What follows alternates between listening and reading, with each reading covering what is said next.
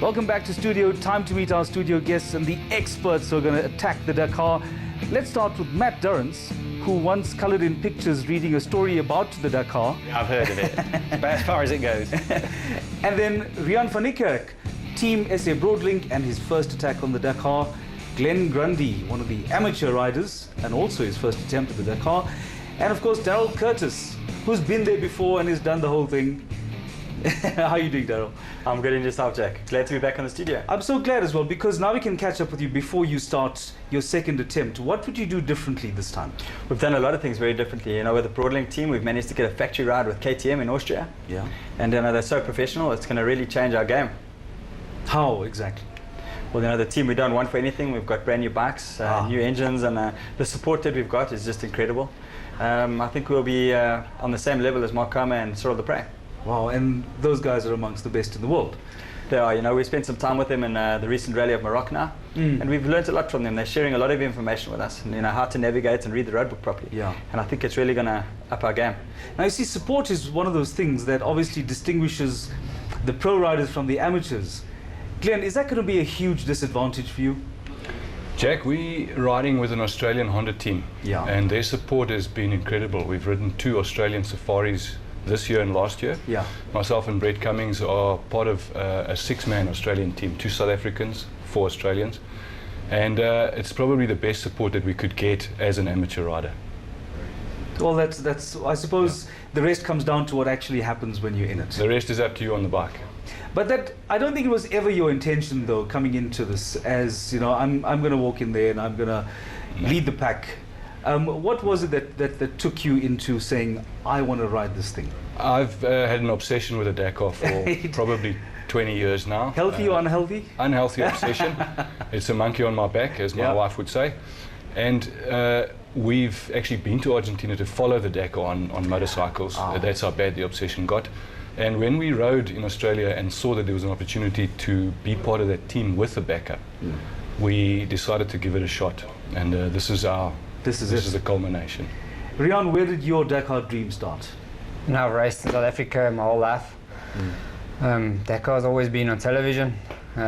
It's always been a dream. A few years ago, I was at the factory building some rally bikes. So, you know, the dream just grows and grows. And went to the start in Paris when I was still going through Africa. Yeah.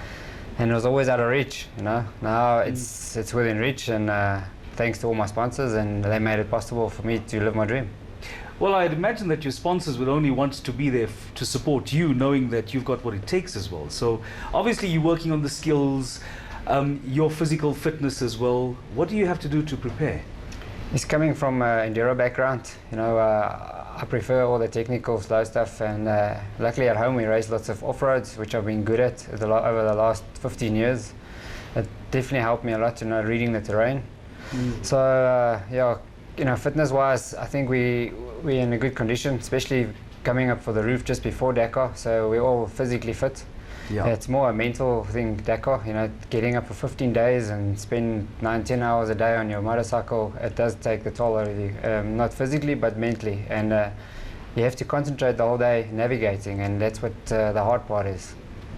Navigation is another skill that you have to acquire as well. Yes, you know, just being in Morocco, 300-kilometer racing stages, it feels like a 60-kilometer stage because you're so busy looking at the map book, matching all your icons and things, and before you realize you're at the finish already. So it keeps you busy the whole day. I'm sure. But Matt, like Riaan was saying, there's so much that goes into it, and so much more than just a race.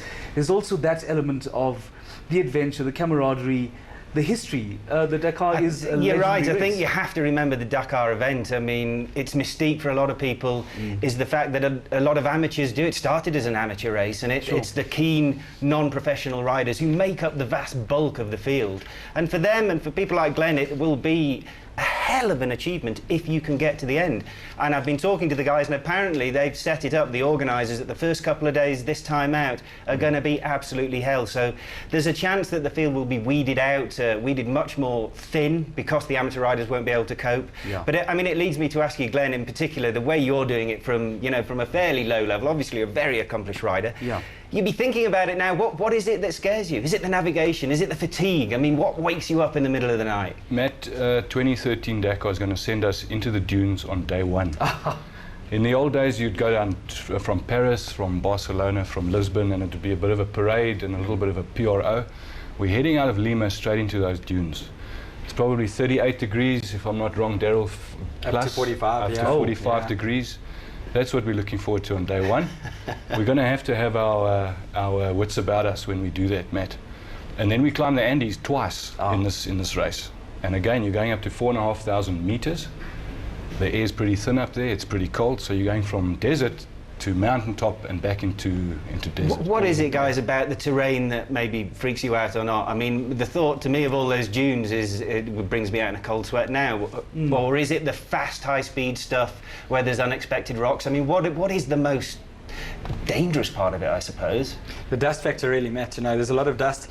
You're chasing through the dust at high speed. So when you're on all the hard pack, fast terrain, it becomes extremely dangerous. There's a lot of dips and cautions there that you've got to look out for. And of course the dunes. You know, the dunes, these guys in front of us that we're competing with are all professionals, and they're extremely fast through the dunes. And it's a challenge already to make your way through the dunes, but following a certain cap, which is your compass bearing through the dunes, is extremely difficult to do at pace. That's a real sounds frightening. Yeah. Well, I'm looking at the bikes and how they're prepped. Darryl, what do you expect to do for regular maintenance on the bikes from day to day? Well, day to day, the guys are going to be going through the bike with a fine-tooth comb. You know, we strip off all the panels and the tanks and everything. One of the most important things we do is we change obviously the air filter, the fuel filter, the oil filter. We drain the oil every day. Okay. And the guys, obviously the mousses need to be checked. We change mousses and tires every day.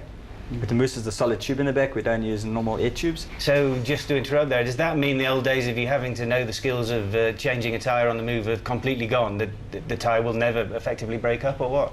No, it can. You know, some of the guys run their mousses for 2 or 3 days to save money, and that's really the risk. Okay. You know, we don't compromise. We change mousses and tyres every day. And you know, traveling on the liaison sections, especially in the old days, they weren't restricted. We restricted to 110 kilometers an hour. In the old days, you could iron it at 140, 150, and the heat build up. Yeah, okay. Combined with the heat, destroys the mousse. Well, it's incredible the preparation and support that goes into an assault on the Dakar. But it's clear our guys are lean and hungry and ready to take their place amongst the best riders in the world. Guys, from all of us on the Bike Show, we'd like to wish you all the best as you head down to South America for your attack on Dakar 2013. From